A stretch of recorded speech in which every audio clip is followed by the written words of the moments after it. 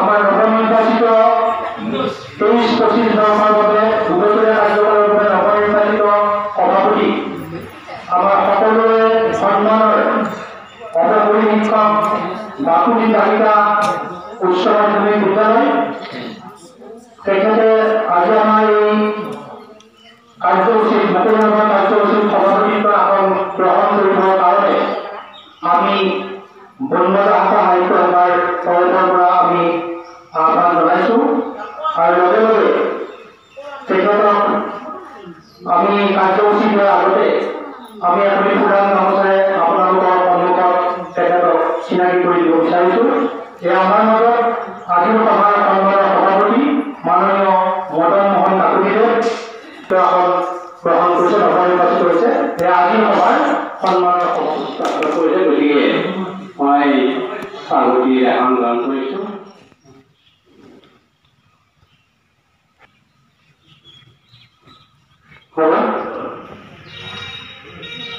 সাহিত্য বুলিলে মোৰ ব্যক্তিগত মনৰ ভাৱ সঁচা কথাত সাহিত্যত কমল হয় যেনে নৃত্য এটা কৰি দেখিলে এইটো সঁচা কথা ভাল হওক বেয়া হওক গান এটা গালে গানটো ভাল হওক বেয়া হওক এইটো সঁচা কথা এটা গল্প লিখিলে এইটো সঁচা কথা এটা নৃত্য দিলে এই বিভিন্ন অনুষ্ঠানৰ যোগেদি এই সাহিত্য জীয়াই থাকে বুলি মই ভাবোঁ আৰু এই সাহিত্যই হৈছে সত্য এই সত্যটোক লৈয়ে প্ৰত্যেক জাতিয়ে জীয়াই থাকে এই 19তম অধিৱেশনখন উদ্বোধনী হ'ব বুলি আনুষ্ঠানিকভাৱে ঘোষণা কৰিছোঁ নমস্কাৰ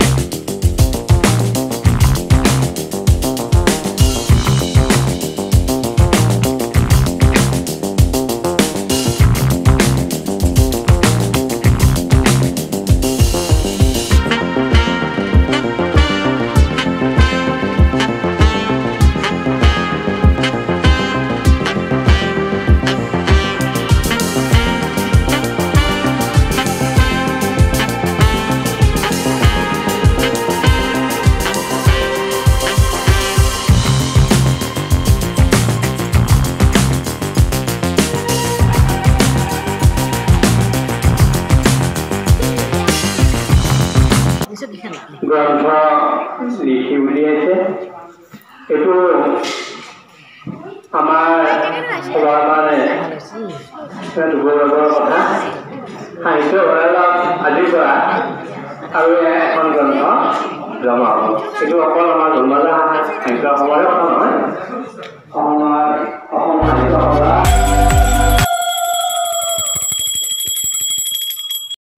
আপোনালোকে দেখা পাইছে আইৰ অসুখ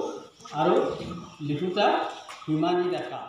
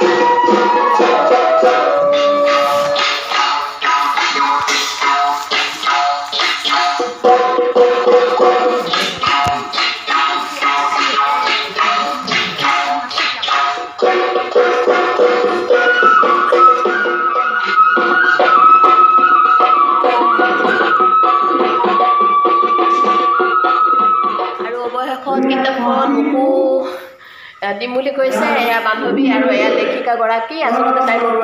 পুৰণি বান্ধৱী হয় যিহেতুকে মোৰ একদম পুৰণি সৰুকালৰে বান্ধৱী হয় গতিকে এয়া হিমানী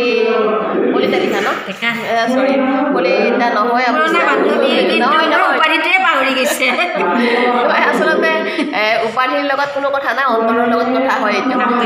নামটো যথেষ্ট হয় গতিকে উপাধিক লৈ মই বৰ বেছি মাথা মাৰি নাথাকোঁ আচলতে সি হিন্দুৱে হওক বা মুছলমানেই হওক বা শিখ জৈন যিয়েই নহওক কিয় গতিকে এইটোক লৈ মই কেতিয়াও ব্যস্ত হৈ নাথাকোঁ জাষ্ট মানে মই মোক লাগে অন্তৰখন গতিকে সেই অন্তৰখন মই এই বান্ধৱীগৰাকী তাত পাওঁ গতিকে নামটোৱে যথেষ্ট বুলি ভাবোঁ আৰু আজি তাইৰ এই শুভ মুহূৰ্তত এই কিতাপখন উলিয়াইছে তাৰ কাৰণে বহুত বহুত ধন্যবাদ জনাইছোঁ আৰু লগতে বহুত ভাল পাইছোঁ এখন সমাজৰ কাৰণে এখন কিতাপ উলিয়াই দিছে আমি অৱশ্যে পাৰা নাই মাজে মাজে সৰু এটা দুই এটা কবিতা লিখোঁ কিন্তু প্ৰকাশ কৰিব পৰা নাই এইবিলাক কৰি পেলাই ব্যস্ত হৈ আছোঁ গতিকে কিতাপখনৰ নামটো কোৱা নমস্কাৰ এয়া আই অসুখ মোৰ তৃতীয়খন কাব্যগ্ৰন্থ মোৰ বান্ধৱীহঁতক অৰ্পণ কৰিলোঁ ধন্যবাদ তোমাক আৰু তোমাৰ সুস্বাস্থ্য আৰু দীৰ্ঘায়ু কামনা কৰিছোঁ আৰু লিখি যোৱা সমাজখনক আৰু অলপ দিয়া ধন্যবাদ ধন্যবাদ আমাৰ বাপুজী বালিকা উচ্চ মাধ্যমিক বিদ্যালয়ত কৰ্মৰত বিজ্ঞান শিক্ষক গতিকে আমি নাথক আজি এই নিৰ্দিষ্ট বক্তাৰ ভাষণ ৰাখিব তাৰ আগে আমি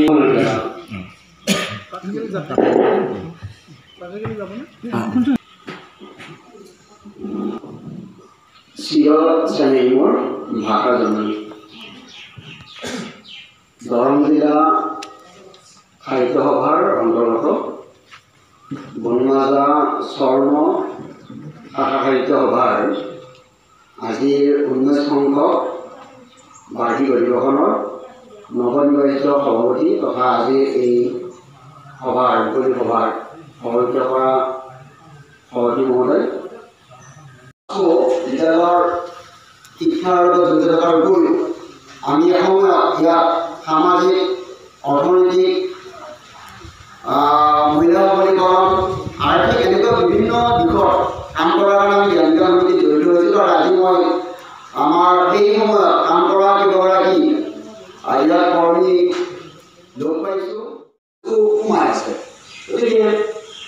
এই যিটো সাহিত্য এইটো বহুত বিশাল তাত আমি একেবাৰে কথাৰে তাত কৰিব নোৱাৰোঁ সকলোকে এই কথাখিনি মোৰ পঢ়াতে হ'ব পাৰে সকলোৱে কথাখিনি ধৈৰ্য সহকাৰে শুনাৰ বাবে মই ধন্যবাদ আমাৰ ভাবিছিলোঁ আমি দ্বিতীয়তৰ কবিতা আবৃত্তি মানে নিয়ম নীতিখনৰ ভাবিছে তেওঁলোক খেতি কৰিছে কিবা বুজি পাই গৈছে পচন্দ আৰু টোপনিটো তেওঁলোক খেতি কৰিছে তেওঁ বাৰু এতিয়া ক'ত আছেনে বাৰু তেওঁৰ মুখত সেই উঘালি পৰা এজোপা গছ উট দুখনিত আছেনে গৈ পানী ৰঙা হোৱা দুখন নৈ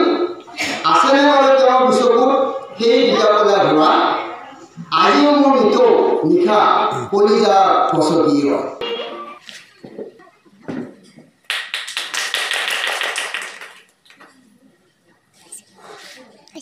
বৈজ্ঞানিক যন্ত্ৰপাতিৰ উদ্ভাৱক মানুহলৈকে কৰোণা ঘটনা তেখেতৰ দীৰ্ঘায়ু কৰ্মময় জীৱন আমি কামনা কৰিছোঁ তেখেতৰ সুস্বাস্থ্য অটুট থাকক আৰু ভৱিষ্যতৰ দিনে বনমাজা সাহিত্য সভাৰ উপসভানেত্ৰী অসম সাহিত্য সভাৰ আজীৱন সভ্য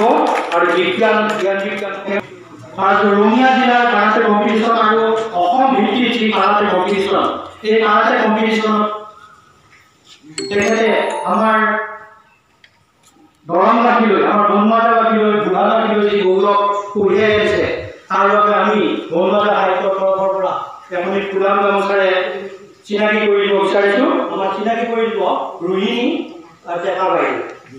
এই আমাৰ মাজত কাৰাটে প্ৰতিযোগিতাত প্ৰথম স্থান পোৱা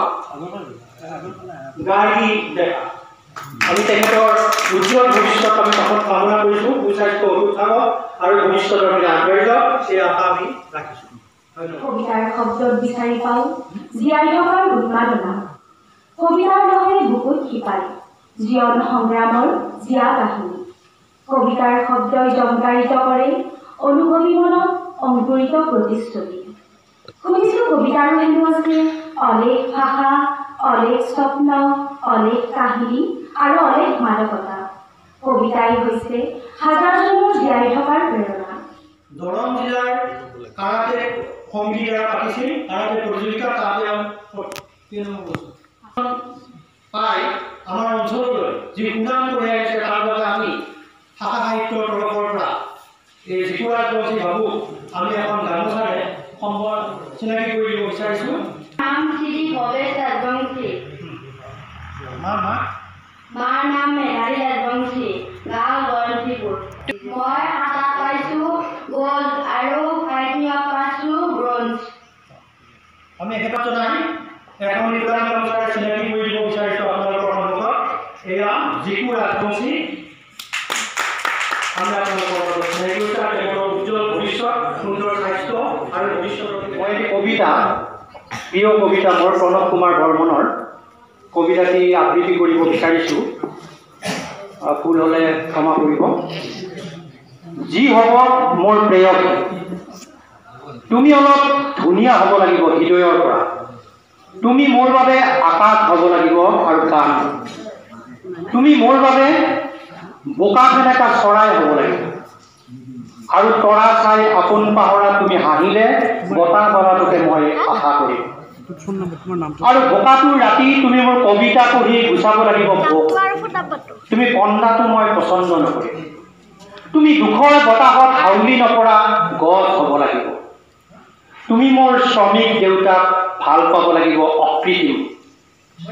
মোৰ দুখনি আইক আই বুলি ভাবিব পাৰিব লাগিব। তুমি মোৰ খেৰৰ বজাত শুই দালানৰ বাবে হাহাকাৰ কৰিলে মই দায়ী নহ'ম। তুমি মোৰ বাবে সহযোদ্ধা হ'ব লাগিব আৰু তোমাৰ সকলো স্বাধীনতাক মই জনাম চেলুট। মোৰ শেষ চৰ্ত, তুমি হিয়া খুলি হাঁহিব পাৰিব লাগিব আৰু মানুহক ভাবিব লাগিব ঈশ্বৰ। আছানে পৰাপত মই বিচৰা তুমি জনী। এইটোৱে কবিতা। ধন্যবাদ।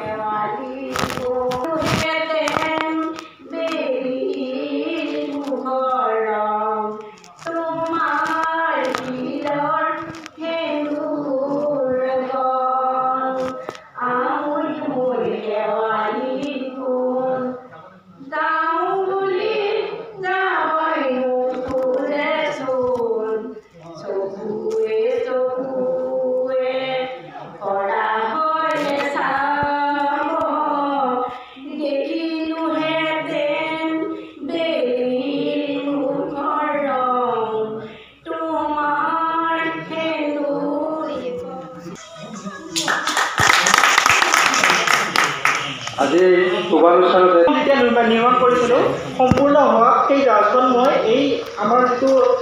শিৱ মন্দিৰ আছে তাৰ ওচৰত থকা পুখুৰীটোত মই প্ৰদৰ্শনী কৰিছিলোঁ। আমাৰ সকলোৰে বিদ্যালয়ৰ সকলো ছাত্ৰ ছাত্ৰীৰ আগতে মই প্ৰদৰ্শনী কৰিছিলোঁ। তাৰপাছত মই বহুত উৎসাহিত হ'লোঁ আৰু ছাত্ৰসকলে বহুত আগবঢ়াই নিলে আৰু তাৰ পাছত মই কিছুমান সৰু সুৰা বস্তু ভ্ৰমণ কৰিবলৈ ল'লোঁ আৰু অৱশেষত মই ভ্ৰমণ কৰিছিলোঁ অট'মেটিক স্পিনিং মেচিন, যিটো আমাৰ জতৰ থাকে। নৰ্মেলি যিটো জতৰ থাকে সেই জতৰটো আমাৰ এখন হাতেৰে এটা 400 টকাৰ ব্লেড আমি তাতে গৰুলেখিলা হ'ব লাগে। তাৰ ফলত মই ভাবিলোঁ যে এনেকুৱা এটা যন্ত্ৰ ভ্ৰমণ কৰিব পৰা যায় নেকি, যিটো যন্ত্ৰৰ সহায়ত অট'মেটিকেলি আমি বগীকেইটা ফুটা ল'ব পাৰোঁ আৰু কম সময়ৰ ভিতৰত আমি আৰু দীঘলীয়া কৰি সময় কৰিব বিচৰা নাই। সময় গতিকে সময় যাই আছে। গতিকে মই পুনৰ আপোনালোক আটাইকে ধন্যবাদ মৰম ৰাখি মই মোৰ সকলোকে শেষ কৰিলোঁ। মোৰ ভাষা সভাপতি আমাৰ পুৰণ মুখ্যপাতিৰ তেখেতলৈ আমি আমাৰ সাহিত্য সভাৰ তৰফৰ পৰা আন্তৰিক অভিনন্দন জ্ঞাপন কৰিছোঁ। দীৰ্ঘায়ু কৰ্মময় জীৱন, সুস্বাস্থ্য, লগতে আমাৰ মাজত থকা আমাৰ ছাৰ ভগৱান্ত ডেকাদেৱ সাহিত্য সভাৰ দ্বিতীয়গৰাকী সভাপতি আৰু প্ৰথমগৰাকী প্ৰতিষ্ঠাপক সম্পাদক, তেখেতলৈ আমি এই সুযোগতে আন্তৰিক অভিনন্দন জ্ঞাপন কৰিছোঁ। আৰু আমাৰ মাজত উপস্থিত থাকি আমাৰ আজি যিসকল সাহিত্য সভাৰ লগত জড়িত ওতঃপ্ৰোতভাৱে শুভাকাংক্ষী আমাৰ সদস্য হওক উপসভানেত্ৰী বা অন্য